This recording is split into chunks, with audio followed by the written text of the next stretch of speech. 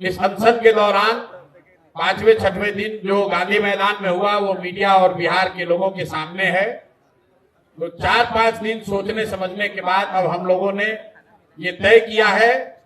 कि सिर्फ अब छात्रों की लड़ाई लड़ने से बात नहीं बनेगी, कहीं न कहीं बिहार में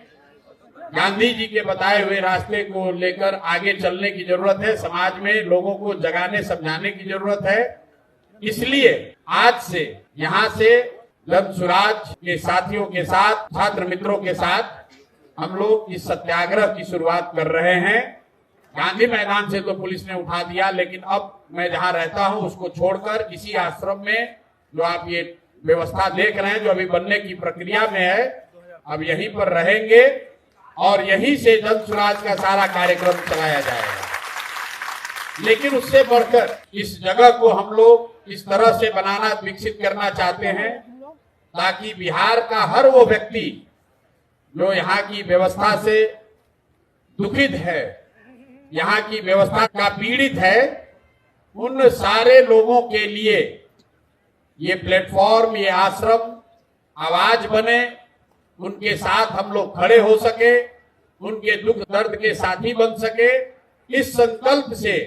मैं इस आश्रम की, जिसका नाम हम लोगों ने बिहार सत्याग्रह आश्रम दिया है,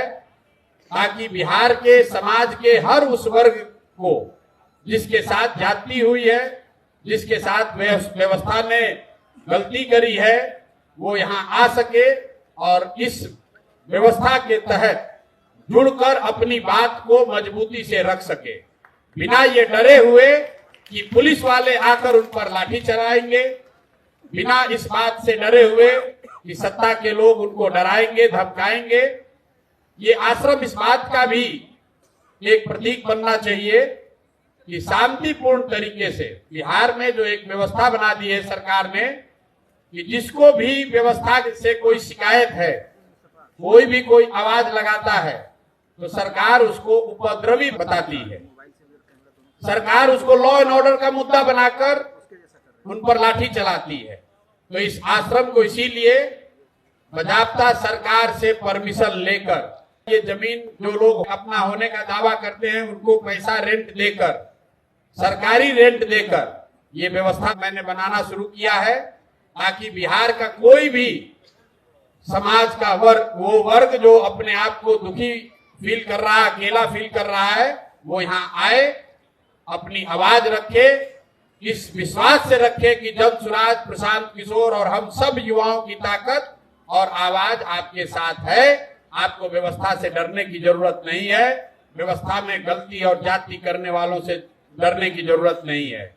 इस आश्रम को शुरू करने के पीछे एक संकल्प ये है कि आने वाले 8 हफ्तों में 1 लाख युवाओं को इस आश्रम में लाकर सत्याग्रह की ताकत और उसके द्वारा बिहार के समाज की चेतना को पुनर्जीवित करने के लिए ऐसे 1 लाख छात्रों को, युवाओं को यहाँ से प्रशिक्षित करेंगे, ताकि वो जाएं और बिहार की समाज को जगाएं, उनको बताएं, समझाएं कि मेरे भाई, जातीय और धार्मिक उन्माद में पड़कर जब तक वोट देते रहोगे, तब तक इसी तरह की असंवेदनशील व्यवस्था को आपको झेलना पड़ेगा। एक बार अपने और अपने बच्चों के भविष्य के लिए, उनके अच्छी शिक्षा के लिए, उनके रोजगार के लिए, बिहार में पलायन बंद हो उसके लिए, किसानों की समृद्धि हो इसके लिए, महिलाओं को रोजगार मिले इसके लिए, इन संकल्पों के साथ ये रास्ता युवाओं को मिले कि सत्याग्रह के जरिए इन संकल्पों को कैसे पूरा किया जा सकता है। इसी उद्देश्य से अगले 8 हफ्ते कम से कम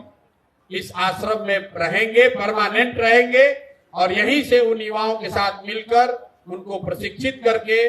पूरे बिहार के समाज को जगाने समझाने का प्रयास किया जाएगा।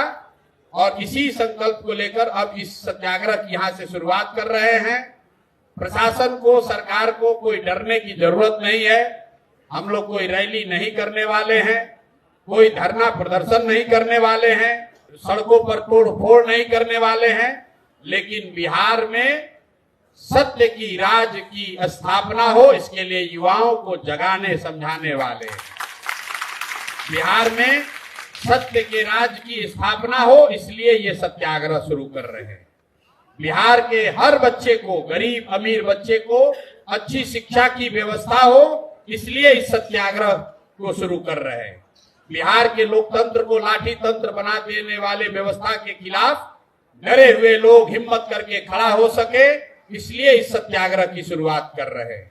बिहार का हर किसान हरियाणा पंजाब के किसान की तरह धनी और समृद्ध बन सके, इसलिए इस सत्याग्रह की शुरुआत कर रहे हैं। बिहार में धरना प्रदर्शन करने वाले लोग, अपनी आवाज उठाने वाले लोग सरकार द्वारा नियंत्रित